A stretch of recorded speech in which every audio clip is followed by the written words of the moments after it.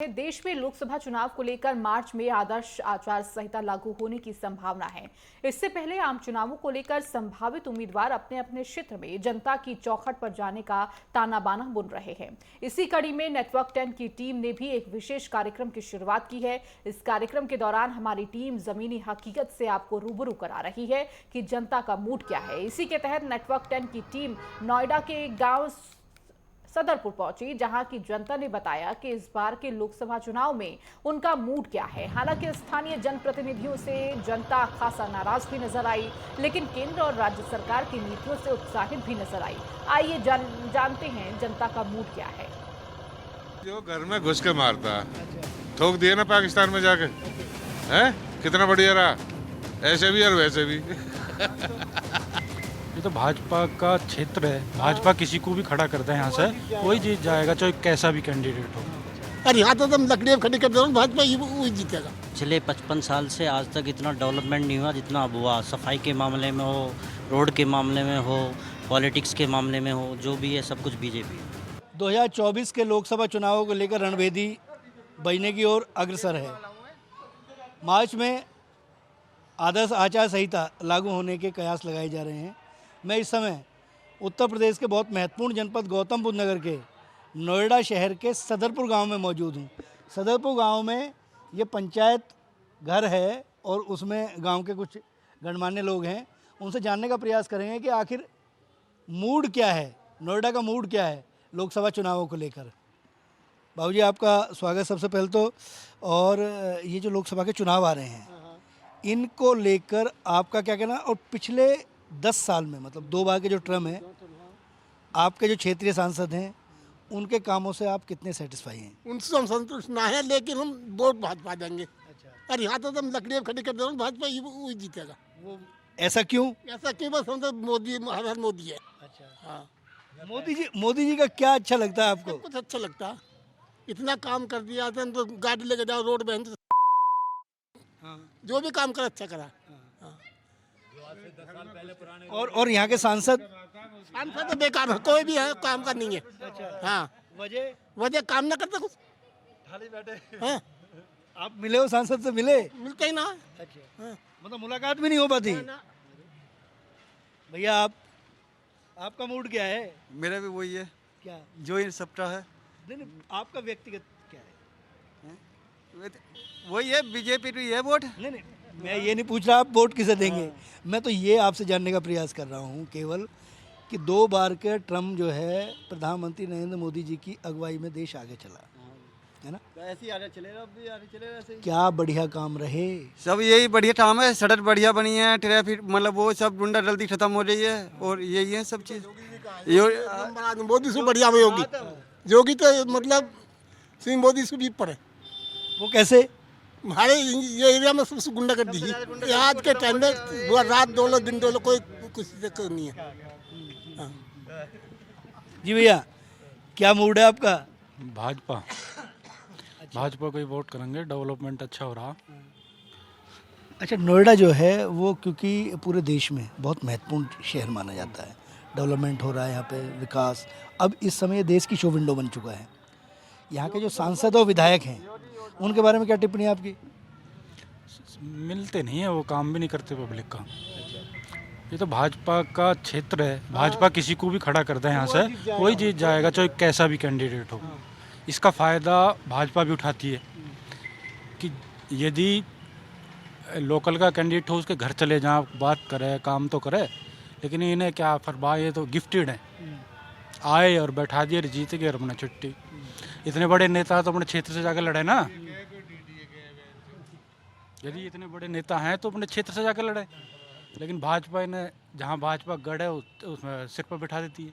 देखिए, कहीं ना कहीं एक टीस जरूर है, क्योंकि बाहरी यहाँ से विधायक पंकज सिंह है। पंकज सिंह राजनाथ सिंह के सुपुत्र हैं, लेकिन क्योंकि बाहर से हैं, यहाँ का जो लोकल क्योंकि ये शहर का विकास जो हुआ है, इस शहर का विकास यहाँ के गांवों की सरजमी पे हुआ है। तो गांव है, गांव के लोगों का मूड है, तो टीस है जी। ठीक है, भाजपा ये देंगे सब वोट, जितने भी काम भी अच्छे करें, रोड भी, सड़क भी, पानी वानी सब जो कुछ भी है सब। अच्छा, सब ओके है तो बढ़िया काम है, मतलब मोदी है तो मुमकिन है। बहुत ही। हाँ सब लेकिन लोकल पॉलिटिक्स, क्योंकि देखिए सबसे बड़ी बात ये होती है क्योंकि आपका सीधा जुड़ाव अपने सांसद, अपने विधायक, अपने स्थानीय जनप्रतिनिधि से होता है, उनके बारे में आपकी क्या टिप्पणी है? तो उनसे पता कर लो, वही पता करेंगे। नहीं, आपकी मैं आपकी पूछ रहा हूँ, वो मैं उनसे पूछ रहा हूँ। है हमारे यहाँ तो विधायक भी ठीक है, अच्छा, सब बढ़िया। उनका बड़े जो सबसे बड़ा आका है ना, वो ठीक है बस। अच्छा, राजनीति में भी आगे चलते हैं। एक भाई साहब है ये इनके बारे में ये कहा जाता है कि कानून के जानकार हैं, कानून के। हाँ जी, मोदी है तो मुमकिन है, बस इतना ही जानते हैं हम तो जी। तो सब विकास हो रहा है पूरे देश में भरपूर, रोडों का, विदेशों में भारत का नाम ऊंचा कर दिया, अर्थव्यवस्था भी 10वें स्थान से 5वें स्थान पर आ गई, तो सब पब्लिक खुश है मोदी जी के कामों से। और लोकल रिप्रेजेंटेटिव उनके बारे में वो ठीक है, वो भी सब मोदी जी के इस पे चल रहा है, जब चाहे लोकल है या विदेशी है। अच्छा, इन जो स्थानीय जनप्रतिनिधि हैं उन्हें कुछ बदलाव करना चाहिए अपनी कार्यप्रणाली में? कार्यप्रणाली में तो नोडा अथॉरिटी से शिकायत है जी इस बारे में, तो कि जो हमारे किसान भाई हैं उनका जो है अथॉरिटी से जो पुराने मैटर चल रहे हैं, आबादी का है, कुछ फंड्स का है, वो क्लियर नहीं कर रहे। धरना चल रहा है 3-4 साल से अथॉरिटी पे, उसमें कोई काम नहीं कर रही नोडा अथॉरिटी किसानों के काम, किसानों के लिए। अच्छा भाई साहब, एक टिप्पणी आपकी, ये जो 2024 के लोकसभा चुनाव आ रहे हैं, इससे पहले का जो कार्यकाल है उसकी उपलब्धियों पे आपका क्या कहना है? पिछले 55 साल से आज तक इतना डेवलपमेंट नहीं हुआ जितना अब हुआ। सफाई के मामले में हो, रोड के मामले में हो, पॉलिटिक्स के मामले में हो, जो भी है सब कुछ बीजेपी। और लोकल रिप्रेजेंटेटिव जो हैं यहाँ के, उनकी तरफ से कोई रेस्पॉन्स नहीं मिलता, वो सिर्फ पार्टी के नाम पे जीतते हैं और पार्टी के नाम से चल रहे हैं आगे। अच्छा, उन्हें अपनी कार्यप्रणाली में कुछ बदलाव करना चाहिए? बिल्कुल करना चाहिए। गांव के जो लोकल हैं उनके किसानों की सुनवाई करनी चाहिए, लोकल जो किसान हैं उनकी सुनवाई करनी चाहिए। नोएडा अथॉरिटी के द्वारा जो भी काम अटके हुए हैं वो करवाने चाहिए, वो सुनते ही नहीं इस विषय में। आपने कभी व्यक्तिगत तौर पर जाने का प्रयास किया? बहुत बार हम गए लेकिन हम मिल नहीं पाए, क्योंकि हमारे पास उतना टाइम नहीं होता, जब उनके पास टाइम होता तो वो बाद में टाइम दे देते हैं। तो विधायक से नहीं मिल पाया, सांसद से?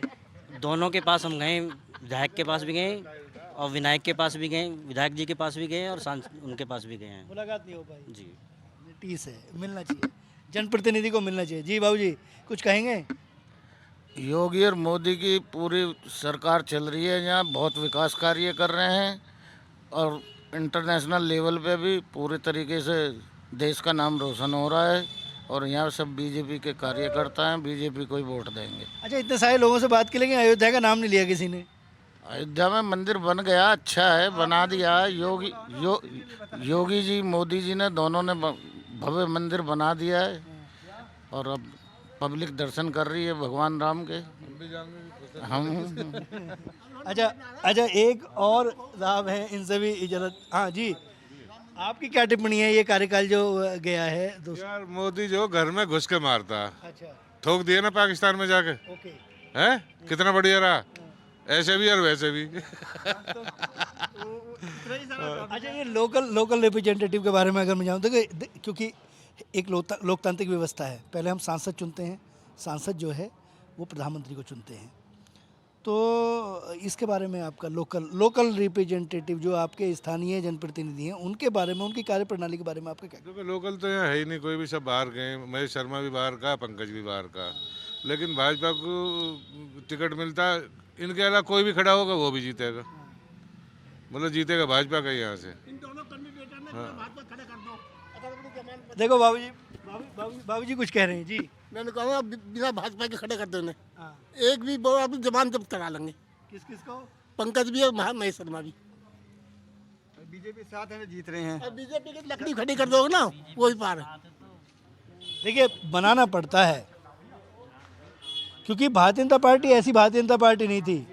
मैं इसी क्षेत्र में पल के बड़ा हुआ, मैंने ऐसा भी देखा कि भारतीय जनता पार्टी के झंडे देखकर लोग दुबक जाते थे। एक दौर था, महेंद्र भाटी का युग था, लेकिन आज भाजपा में अगर मोदी है तो मुमकिन है। मेरे सहयोगी विनायक और कैमरा पर्सन जसवंत के साथ राजकुमार चौधरी, नेटवर्क 10, नोएडा।